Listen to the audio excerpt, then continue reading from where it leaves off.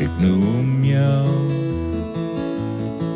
In één adem met het ochtendlicht, een nieuwe dag, een ver gezicht, een bij je zoen. 37 albums verder, ik ben in mijn 48ste muziekjaar. Ongelooflijk. Ja, ik was 20 toen begonnen.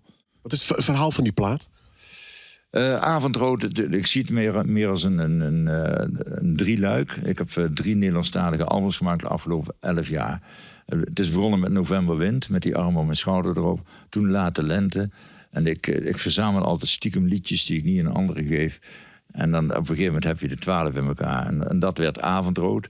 En die 3 die passen wat mij betreft geweldig bij elkaar. Schilderij, een regenboog, een liefdeslied en vogels hoog in hemelsblauw.